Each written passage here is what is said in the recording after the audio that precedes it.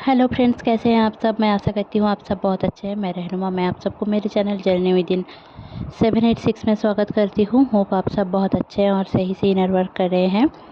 तो मेरा आज का टॉपिक है कि क्या डीएम के लिए या फिर ट्विन फ्लेम के लिए हमें वेट करना चाहिए या नहीं। वो कोई भी सिचुएशन में हो, शादी हो गई हो उनकी, या फिर वो थर्ड पार्टी के साथ है, या फिर सिंगल भी है, कहीं दूर है, लॉन्ग डिस्टेंस रिलेशनशिप है, तो क्या करना चाहिए हमें। क्या वेट करना चाहिए या मूव ऑन करना चाहिए, इस टॉपिक के ऊपर हमें भी हम ये वीडियो बना रहे हैं। तो चलिए जान लेते हैं कि उसका क्या सही आंसर होगा। तो देखिए, ट्विन फ्लेम के लिए आपको वेट करने की कोई ज़रूरत नहीं है। ठीक है, कि अगर आपको ऐसा लग रहा है कि मेरा ट्विन वो है, आपको अगर पता है कि वो आपका ट्रू ट्विन है, तो आपको उसके लिए वेट करने की ज़रूरत नहीं है। हाँ, इसके वजह से आप किसी और से शादी कर ले, या फिर सोलमेट के साथ चले जाएं, या फिर कार्मिक के साथ जॉइन हो जाए, या फिर उनके साथ शादी कर ले, रिलेशनशिप में आ जाए, ये भी नहीं बोल रही हूँ। बट आपको ट्विन फ्लेम के लिए वेटिंग एनर्जी में नहीं रहना है। वेटिंग एनर्जी एक सेपरेशन कॉन्शसनेस है। मतलब आप कहीं दूर से उनको देख रहे हैं, चेज कर रहे हैं, उनका सोशल मीडिया चेक कर रहे हैं, उनके थर्ड पार्टी के साथ उनका पिक्चर देख रहे हैं।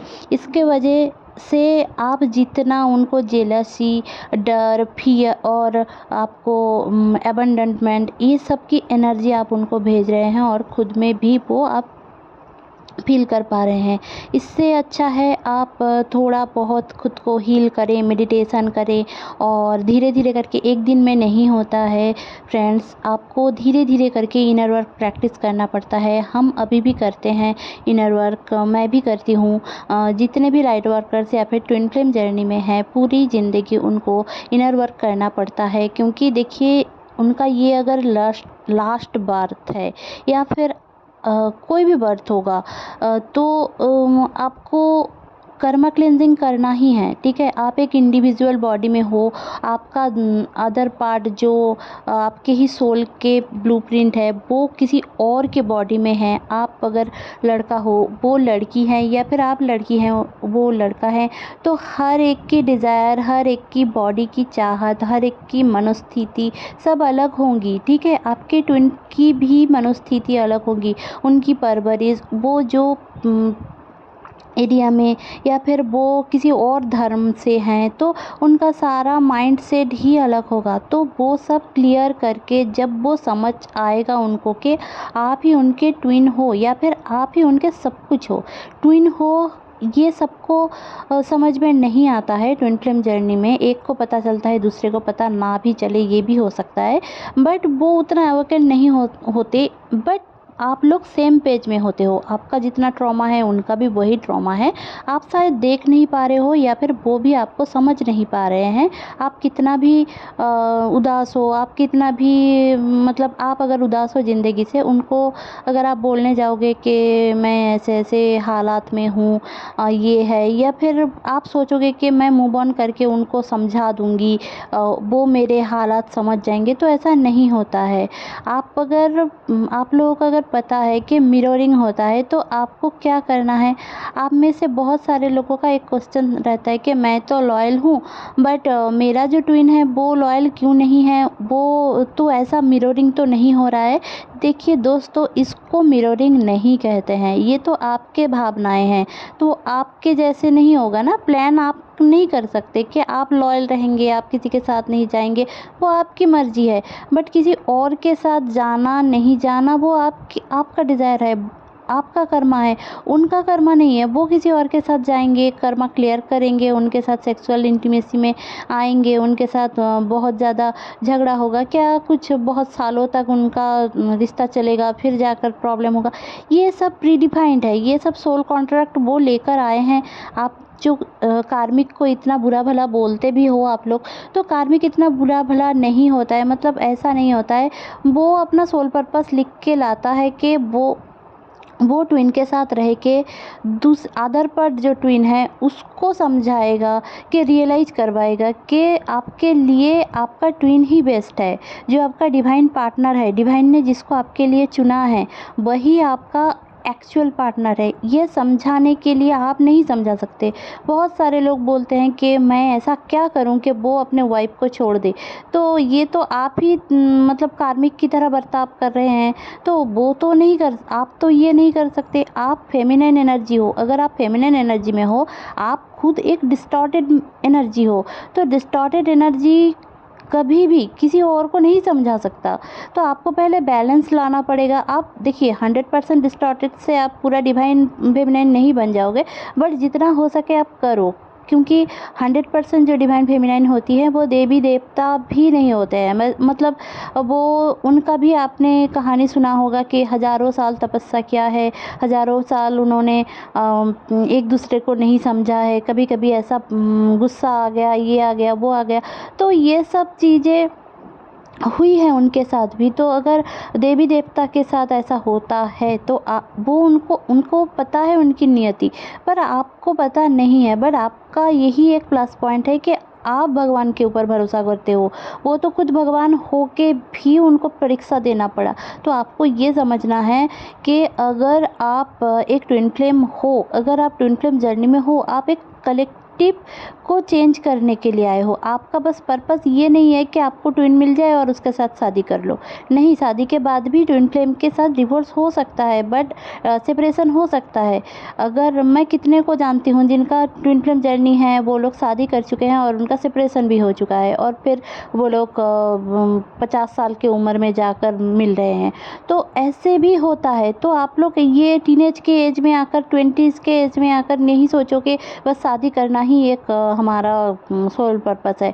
नो, सोल पर्पस आपका जो है वो आपका इंडिविजुअल रहेगा। आप दोनों का एक साथ भी सोल पर्पस रहेगा, बट वो आपका हार्मोनियस यूनियन होने के बाद वो आपको रिवील करवाया जाएगा भगवान की ओर से। बट अगर आप दूर से ही वेट करते रहोगे, उनको वेटिंग एनर्जी में रहोगे, तो आप उनको चेंज करते रहोगे। वो कॉल नहीं, उनके ऊपर को डिपेंडेंट हो जाओगे। वो कॉल नहीं करेगा तो आपको तकलीफ़ होगी, वो ब्लॉक कर देगा तो आपको तकलीफ़ होगी। तो आपको हार्ट चक्र हीलिंग करने की ज़रूरत है। ऑल चक्र मेडिटेशन तो ज़रूर से करिए, हार्ट चक्र हीलिंग भी करें, और सबसे बड़ी बात, आपके जितने भी शैडोज़ है, शैडो वर्क किया करें और इनर वर्क भी करें। मैं तो नहीं करवाती, बट जो लोग भी करवाते हैं, जो सारे टीचर्स गाइडेंस देते हैं, उनके पास जाकर आप शैडो वर्क कर सकते हैं, या फिर इंडिविजुअल कर सकते हैं, खुद भी कर सकते हैं। क्योंकि इनर वर्क में यही शैडो वर्क ही सबसे फास्ट, या फिर इनर चाइल्ड हीलिंग, ये सब आप जितना करोगे, यही आपका ट्विन फ्लेम से मिलने का सबसे आसान रास्ता है। आप अगर हाँ, मंत्रा चैंटिंग वगैरह जो आप करते हो, या फिर मेडिटेशन वगैरह करते हो, वो खुद को बैलेंस करने के लिए, बट आपके जितने भी ट्रॉमास है वो रह जाते हैं। ये जो ट्रॉमास बार बार के सामने आते हैं ना, दर्द देते हैं, कि वही घटनाएं बार बार हमारे सामने आता है। आप देखोगे कि आप कुछ दिन वेट कर रहे थे, इनर वर्क कर लिया, और फिर डीएम आपको फ़ोन करने लग गया, आपसे बात करने लग गया, और फिर आपकी एनर्जी लेकर चला गया। ऐसा क्यों होता है? क्योंकि वही पैटर्न आपके साथ चल ही रहा है। आपको पहले ये समझने की ज़रूरत है, आपका पैटर्न क्या है। पैटर्न मतलब जो चीज़ बार बार घूम फिर कर आपके ज़िंदगी में आ रहा है, वही आपका पैटर्न है। ठीक है, पैटर्न एक नहीं होता, किसी का 10 होता है, किसी का 100 भी हो सकता है। ठीक है, तो आपको हर एक दिन, मैं यही बात बार बार बोलती हूँ कि आपको हर एक दिन ऑब्जर्व करने की ज़रूरत है। आपने आज क्या सीखा, लोगों से क्या सीखा।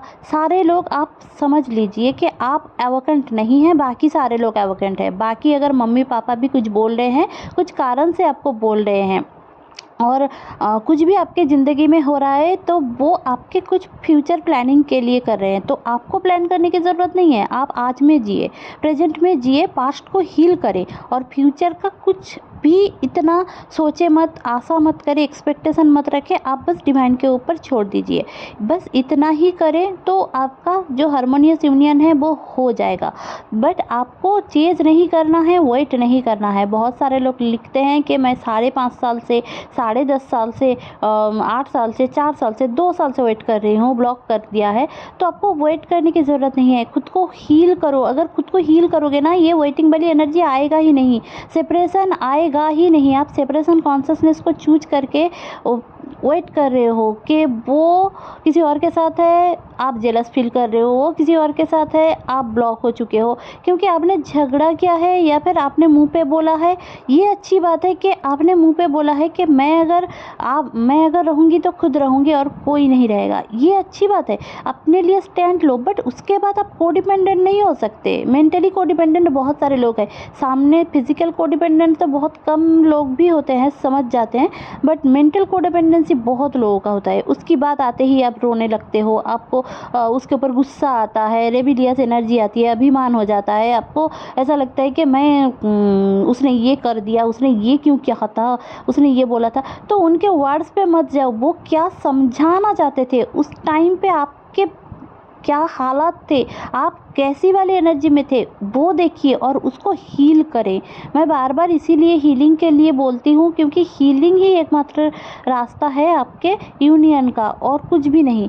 तो बाकी आपको मैं यही बोलूँगी कि मूव ऑन करने की ज़रूरत नहीं है, बट वेट करने की भी ज़रूरत नहीं है। सरेंडर करें डिवाइन को और अपने आप को हील करें और सेल्फ लव में आइए, खुद में सक्षम होइए। आपके अंदर ही भगवान है, आपके अंदर ही आपके ट्विन है, आप ही आपका ट्विन हो। तो आप अगर हील हो जाओगे, आपका ट्विन भी हील हो जाएगा। आप अगर सोच लोगे there is no third party, ये अगर आपने समझ लिया, अंदर से समझ लिया, तो कोई भी थर्ड पार्टी नहीं रहेगा सामने से।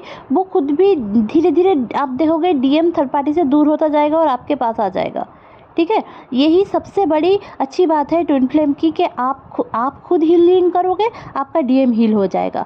तो हीलिंग करने की ज़रूरत डीएम को नहीं है, आपको है कि आप हीलिंग करो। ठीक है, तो होप मेरी ये वीडियो से आप लोगों को कुछ हेल्प हुआ होगा। अगर अच्छी लगी होगी तो प्लीज़ लाइक शेयर और सब्सक्राइब करना ना भूलें। मेरे चैनल में बने रहने के लिए बहुत बहुत धन्यवाद। Stay happy, stay positive, bye bye.